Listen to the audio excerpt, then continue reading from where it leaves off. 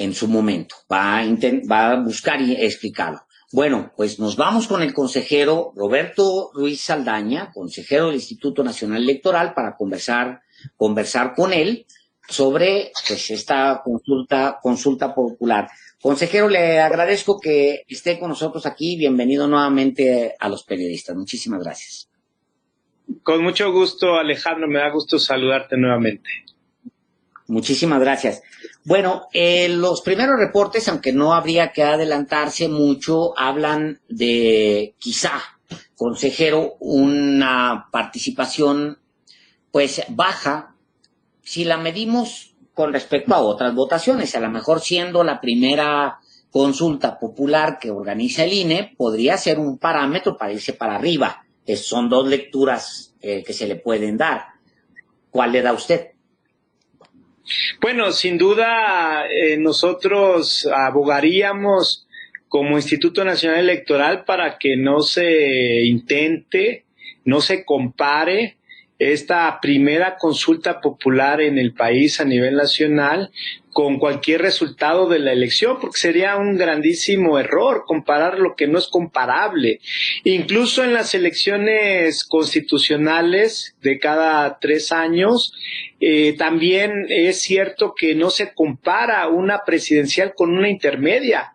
Hemos aprendido como mexicanas y mexicanos, o por lo menos la experiencia así nos lo ha indicado, que las presidenciales son mucho más participativas en comparación de las intermedias. Entonces, sí sería muy erróneo, por decirlo así, Alejandro, comparar los resultados de votaciones, que son cosa distinta, con el primer resultado que se obtenga el día de hoy de esta consulta popular, que es un mecanismo de participación. Ahorita no hay ninguna persona en la papeleta para ser votada. Había una pregunta y había que emitir una opinión, no elegir a un futuro gobernante. Que eso y la pregunta descolorida, sin expresidente, sin la palabra juicio, pues también le quitó mucha sustancia a la posibilidad. Eso no lo decidieron ustedes, eso lo decidió la Suprema Corte de Justicia de la Nación, pero bien pudo ser parte también del desaliento. Eso, consejero, y también que hubo una campaña muy corta. Bueno, si ambas cuestiones quisieran determinarse en qué proporción podrían incidir en la participación, tendría alguien que aportar esos estudios con rigor, metodológicamente hablando, de una exploración a nivel nacional de si esos o incluso otros factores pudieran haber incidido en la participación, que por cierto, Alejandro, ahorita no sabemos de cuánto es. E incluso en algunas entidades del país las mesas receptoras siguen abiertas, siguen recibiendo a las y los mexicanos con derecho a participar. Vamos a estar conociendo el resultado preliminar de la participación más al rato, más noche, pero y con independencia del resultado, lo que venía yo sosteniendo, Alejandro, es que no le corresponde al INE determinar posibles causas del porcentaje de participación que vaya a oficializarse. ¿Por qué? Porque el tramo del INE, lo reitero, ha sido organizar la consulta con las normas que le da el Congreso y en este caso también incluso a la Suprema Corte, por lo que se refiere a la pregunta, y dar a conocer los resultados oficiales, lo cual esperamos el total darlo a conocer incluso mañana por la tarde-noche. Le cuento mi experiencia personal. Por supuesto que fui a votar.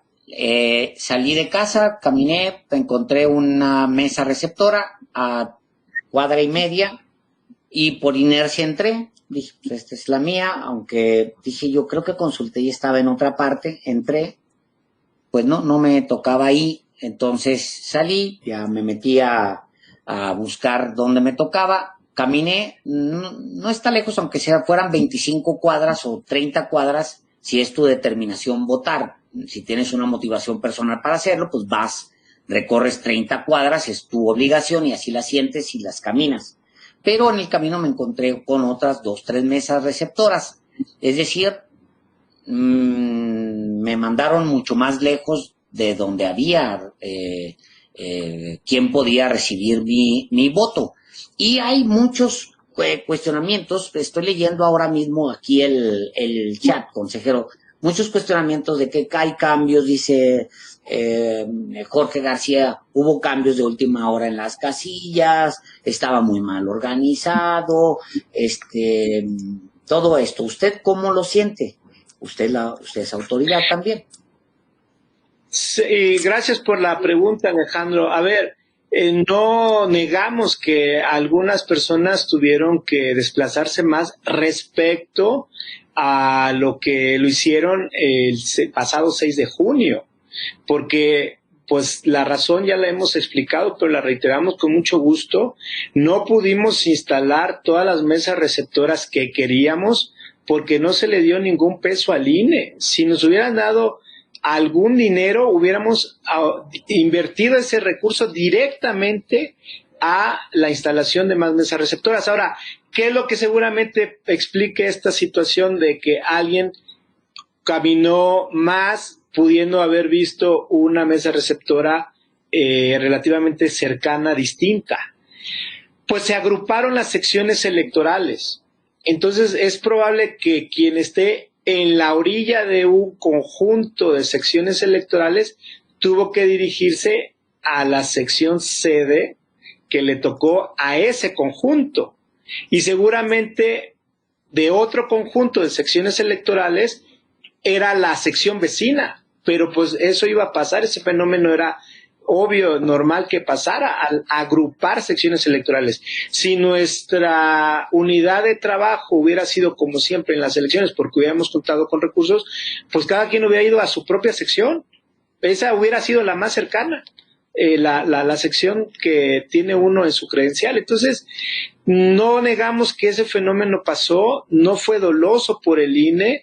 Yo en la intervención en la mañana, al inicio de la jornada consultiva del día de hoy en Consejo General, precisamente fue lo que sostuve, que debiera de haber un poco de autocrítica de quienes están acusando al INE, porque no se le generaron las condiciones, y vale mucho la pena que estos mecanismos de democracia directa nos lo tomemos en serio, pero eso significa también otras autoridades. El INE no puede aparecer los recursos de la nada, no puede instalar mesas receptoras pues por mera voluntad, se requieren recursos.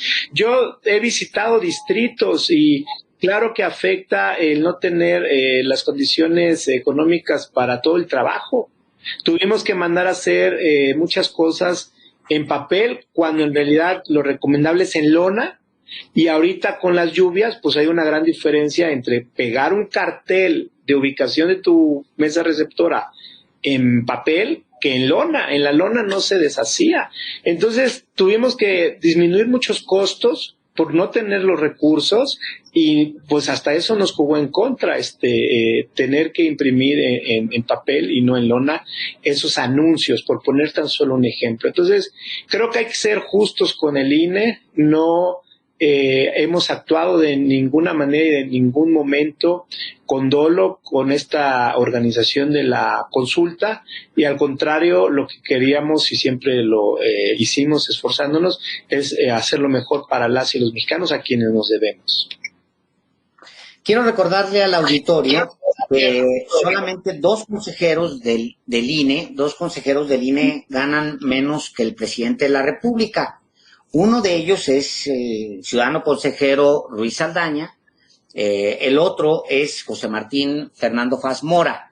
Se lo recuerdo porque la posición de apegarse a la política de austeridad del consejero Roberto Ruiz Saldaña es desde un principio. Desde un principio Ruiz Saldaña estuvo hablando sobre la necesidad de que el INE recortara gastos, y empezó con su persona, el consejero que tenemos aquí ahora mismo, para que tengan ustedes el dato y puedan medir muy bien de qué se trata y de dónde viene esta explicación. es de un consejero que atendió el llamado a recortarse los salarios y bajarlos sobre los niveles que percibe el presidente de México. Es algo muy fácil de decirlo ahorita, pero en su momento, obvio, le generó al mismo consejero una tormenta al interior del INE. Pero veo, consejero, una tormenta que viene. Y en esa tormenta que yo veo venir para el INE, no necesariamente para usted o para el INE que encabeza Lorenzo Córdoba, es la tormenta de si este INE va a ser capaz, va a ser capaz del próximo año conducir la consulta de revocación de mandato con los cuestionamientos que tiene y con sus propias trabas. O sea, si yo fuera Morena en este momento, no me adelanto, pero seguramente es lo que va a venir, no se necesita ser mago tampoco, es decir, este INE que no pudo convocar a los mexicanos a esta consulta, este INE ahora va a conducir la consulta popular más importante de todas en mucho, mucho tiempo después de las presidenciales, que es la de revocación o confirmación del mandato del presidente Andrés Manuel López Obrador. ¿Cómo lo ve usted, consejero?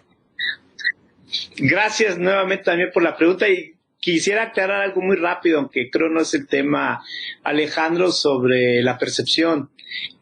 Hay un transitorio de la nueva vigente ley de remuneraciones donde ya el propio Congreso aceptó que ciertos cargos determinados en el país puedan ganar más que el presidente y sí incluyeron a las y los consejeros del INE. Es decir, ya hay un aval del Congreso y muy recientemente, pero muy recientemente, la semana pasada, me apegué a ese transitorio que exceptúa que ciertos cargos muy concretos en el país puedan ganar más que el presidente. Es cierto que muchos meses estuve años.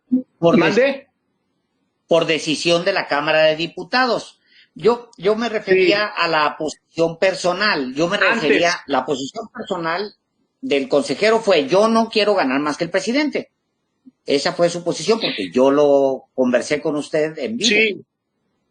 Sí, es cierto, muchos meses y tal vez como 3 años, es decir, o muchos meses, porque se hizo valer, llegando este gobierno, lo que dice la Constitución. Es una larga historia, el punto es que se hizo valer lo que dice la Constitución, yo sí me ajusté en ese momento, ahorita ya abrieron la excepción y me apego a la excepción, pero cuando era de ajustarse me ajusté. Y sobre tu segunda cuestión, Alejandro, a ver, yo creo que sí es muy importante el tema de la revocación de mandato, es prácticamente una nueva elección, debemos de tener como INE para ese entonces el apoyo presupuestal necesario para encarar ese compromiso constitucional. Yo he escuchado muchas veces al señor presidente de la República que sí desea que se realice ese ejercicio de revocación de mandato y necesitamos pues prácticamente hacer lo idéntico a una elección constitucional. Lo más parecido es una intermedia porque es un solo cargo, la de renovación de la Cámara de Diputados y Diputadas, aunque ahorita solo es un cargo el que se permanece o no su titular. Y sí diría que ya estamos planeando ese ejercicio.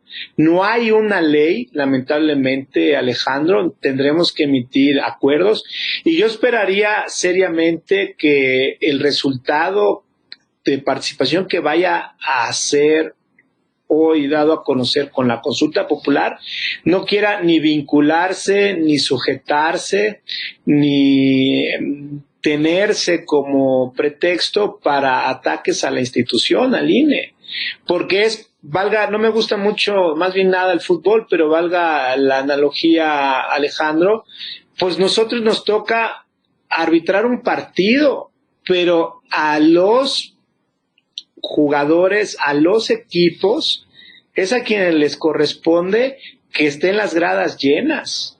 no al árbitro que va a pitar ese partido. Entonces, sí me parece que el INE ha cumplido su parte, que es organizar. No pudimos instalar muy pocas mesas receptoras por problemas sociales, pero el trabajo que se planeó de instalar las mesas receptoras que nos propusimos con los recursos que teníamos, lo hicimos y vamos a dar resultados transparentes, verificables, confiables en un rato. Yo no veo en dónde pueda estar la acusación al INE que haya fallado en esta consulta popular, sinceramente, Alejandro. ¿Usted ya tiene pensado más o menos cuánto dinero se va a necesitar para la próxima consulta, consejero? Porque, por ejemplo, ahora faltaron las casillas, las extraordinarias. Usted no pudo votar. Eso es lo que me quedé, por ejemplo. Así es, porque tengo mi credencial para votar en Jalapa, pero a ver, muy pronto vamos a saber cuánto necesitamos para organizar el ejercicio de revocación de mandato. Ya se instaló la Comisión Temporal de Presupuesto, vamos a revisar con detalle lo que nos propongan las áreas técnicas del INE y a más tardar el 27 de agosto estaremos aprobando el anteproyecto de presupuesto del INE en Consejo General.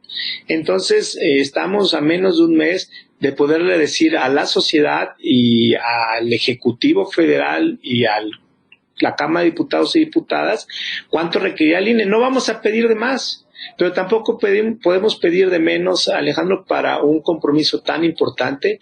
Yo supongo que el mismo presidente de la República será el primer interesado, que se puedan contar con los recursos necesarios, suficientes, para que todo el trabajo técnico pueda desplegarse. Por poner un ejemplo, ahorita en las papeletas de la consulta fue un papel sí con medidas de seguridad, pero no con todas las medidas de seguridad que tienen las boletas electorales.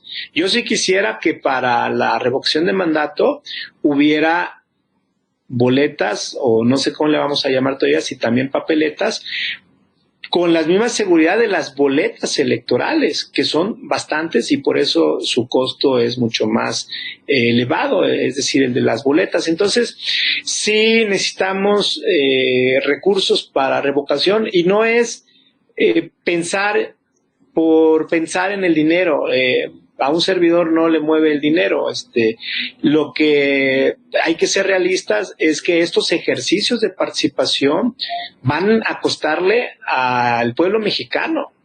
No podríamos aspirar a tenerlos a lo largo del país, que por cierto es un país muy extenso, muy amplio, sin que nos costara nada. Ahorita pudimos, por ejemplo, ahorita que veo tus imágenes, Alejandro, recuperar material sanitario de mitigación de riesgos que no se utilizó el 6 de junio, pero no va a ser infinito ese material, hay que irlo reponiendo. Entonces, sí hay un tema y ojalá que en el país se pudiera ver con más amplitud de lo que venimos hablando y refiriéndonos.